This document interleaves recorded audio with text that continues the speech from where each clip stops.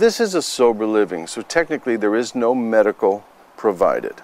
I interview each and every person that comes through. I try to get as much background from the individual himself, as much background from any family member or significant other, so I can get a full picture.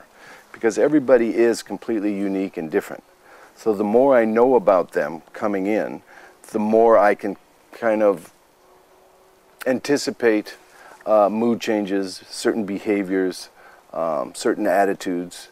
I would like to have explanations as to what they might be up against inside themselves. So I don't.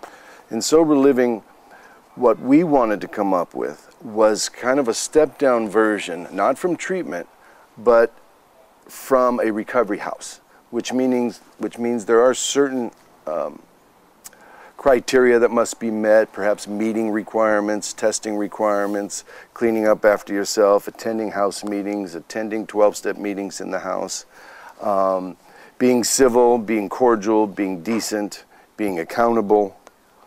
And that was new at the time. We provide the environment of understanding first, of compassionate, of encouragement. You know, we can see some pitfalls perhaps that the individual does not know they are about to step in. Or they may be thinking they're doing all they can when really they're doing the same thing they've done before, only they don't have the inebriated behavior that went with it. Through the years, we learned a lot about how to meet the individual where they are, because we know how serious this disease is. We've lost too many people to death. Regular people, good people, young people, old people, either by their own hand or perhaps there was an unfortunate accident that because an individual was inebriated, they harmed somebody else. There's the chance that they may die out there. Most of the deaths that we have incurred here, and they are numerous, none on the property, but we hear. 5% of the 800 people that have gone through here in 17 years have died of overdose. In the recovery methodology and the clientele themselves. 10 years ago, if you walked on this facility, the average age of this co-ed facility was 32 years old. The average stay was 10 to 14 months. They made it their home. They were very serious about that recovery. They shared, they lived a more transparent life when they were here. They participated more.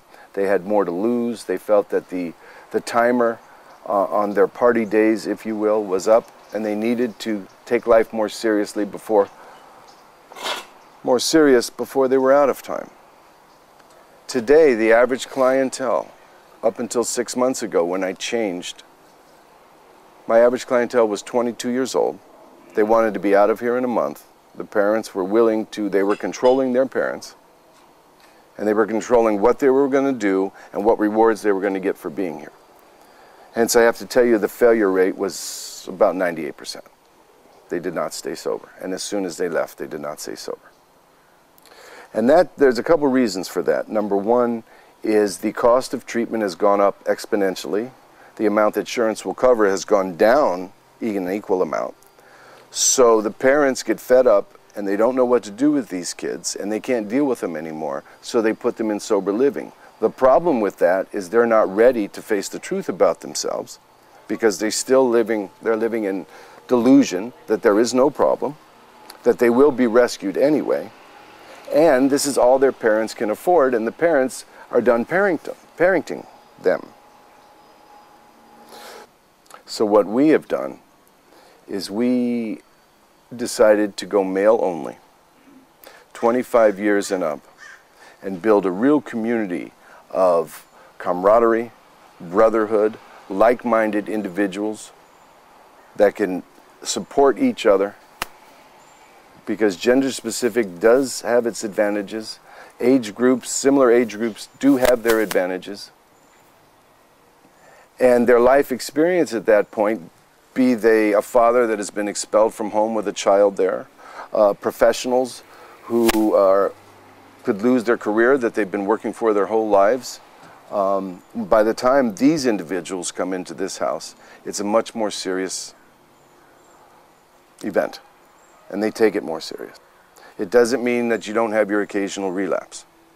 which we don't toss somebody out for relapsing.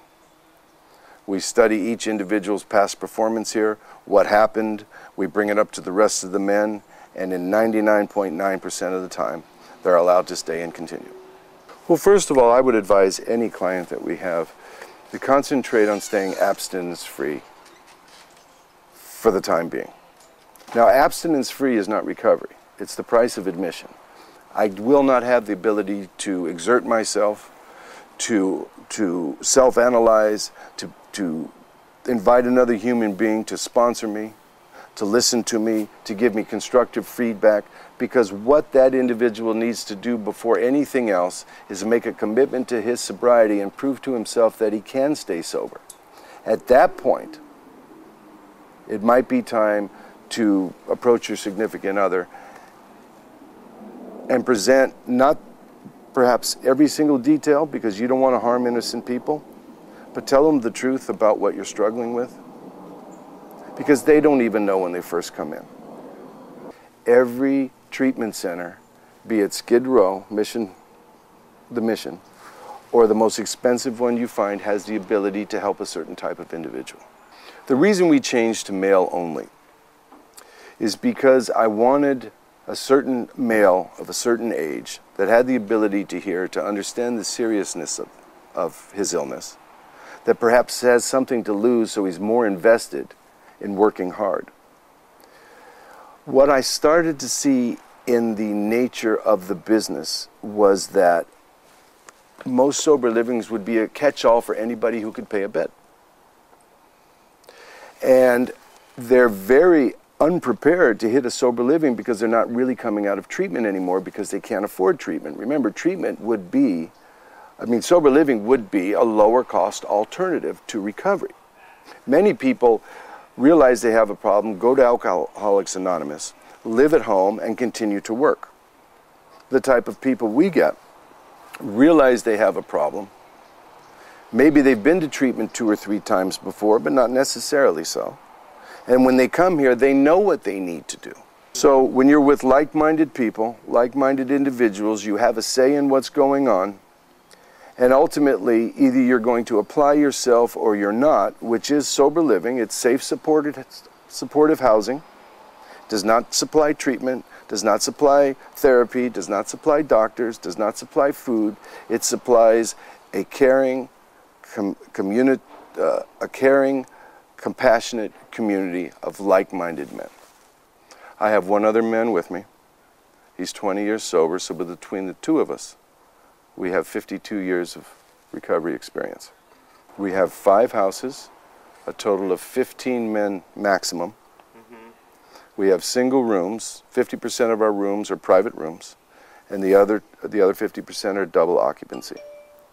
There's a lot of elbow room, there's a lot of space. The thing about working with human beings and emotion and the spirituality and mind and problems and issues that all human beings have is when you share yourself with another human being week after week, month after month, in some cases year after year, you know them very well, they know you very well, you've cried together, you've laughed together, you've reprimanded them, you've picked them up, you've apologized, you've accepted apologies. You don't necessarily see the results in that year or 2. Sometimes you do. It's a blessing when you do. And if I can't see results, I make sure that I'm trying to plant seeds. And